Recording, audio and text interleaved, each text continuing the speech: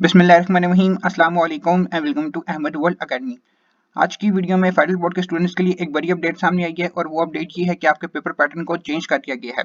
जी हाँ, federal board की तरफ से आपके पेपर पैटर्न में जो चेंजिंग की गई है वो 2027 में जाके इंप्लीमेंट की जाएगी, यानी कि नेक्स्ट ईयर 2027 में जो आपके एग्जाम्स होंगे वो न्यू पेपर पैटर्न के अकॉर्डिंग लिए जाएंगे। अब न्यू पेपर पैटर्न किस तरह का होगा वो आगे चल के मैं आपको वीडियो में एक्सप्लेन करूंगा, लेकिन उससे पहले यहाँ पर ये एक पॉइंट क्लियर करना जरूरी है कि आप चाहे किसी भी क्लास के स्टूडेंट हैं, 9, 10, फर्स्ट ईयर, सेकंड ईयर, आप चाहे अभी आपके फर्स्ट चैनल के एग्जाम्स अभी चल रहे हैं या आपके फर्स्ट चैनल के एग्जाम स्टार्ट होने हैं, इसके बाद फिर आपके सेकंड चैनल के एग्जाम स्टार्ट होंगे जिसमें आपने इंप्रूवमेंट देनी है या कंपार्टमेंट देनी है। तो ये आपकी जो तमाम एग्जाम्स हैं जो कि आपने 2026 में देनी है वो जिस पेपर पैटर्न के अकॉर्डिंग चलते आ रहे हैं उसी पेपर पैटर्न के अकॉर्डिंग आपके तमाम एग्जाम्स कंडक्ट करवाए जाएंगे। 2026 में आपके एग्जाम्स के पैटर्न में कोई चेंजिंग नहीं की गई।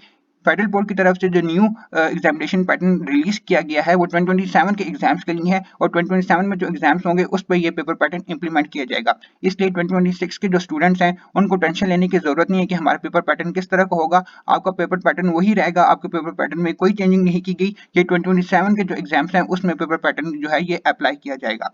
तो देखते हैं हम आपका जो न्यू पेपर पैटर्न है वो किस तरह का होगा।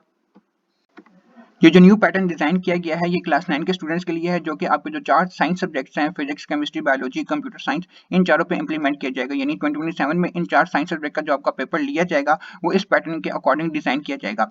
इस पैटर्न में सबसे पहले ये चीज आपकी मेंशन की गई है कि आपके जो टोटल मार्क्स होंगे, यानी कि 4 आपके साइंस सब्जेक्ट्स हैं, इनके टोटल मार्क्स का आपको जो पेपर होगा वो 60 मार्क्स का आपसे लिया जाएगा। यानी कि फिजिक्स का जो पेपर होगा वो भी 60 मार्क्स का होगा, केमिस्ट्री का भी जो आपका पेपर लिया जाएगा वो भी 60 मार्क्स का होगा।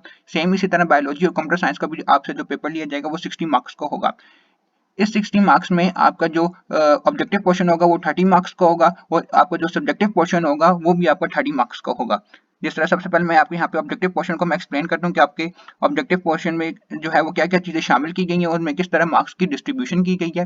तो सबसे पहले आपका जो ऑब्जेक्टिव पोर्शन होगा वो आपको 30 मार्क्स का होगा, जिसके अंदर आपको टोटल 60 एमसीक्यूज गिवन होंगे और एक एमसीक्यू आपका 0.5 मार्क्स का होगा। यानी कि अगर आप एक एमसीक्यूज करेक्ट करते हैं तो आपको 0.5 मार्क्स मिलेंगे। इस तरह अगर आपके 60 एमसीक्यूज करेक्ट होते हैं तो आपको 30 मार्क्स कंप्लीट मिल जाएंगे।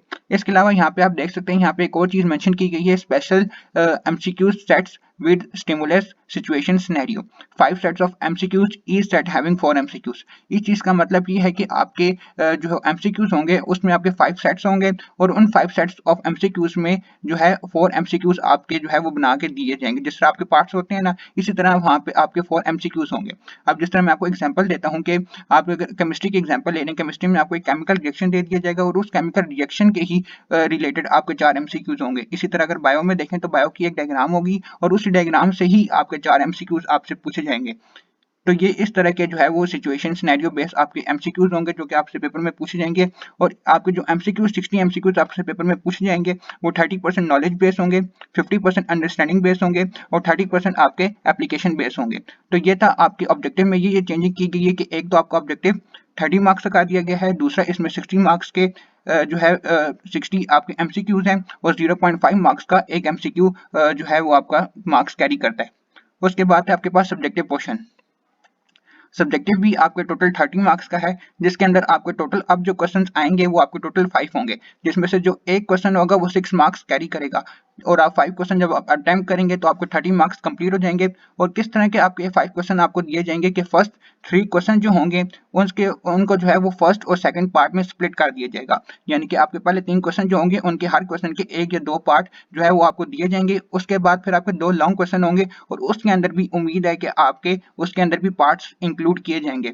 और ये भी आपका जो सब्जेक्टिव क्वेश्चन होगा उसके अंदर जो क्वेश्चंस होंगे वो 30% नॉलेज बेस्ड होंगे, 50% अंडरस्टैंडिंग बेस्ड होंगे और 30% एप्लीकेशन बेस्ड होंगे।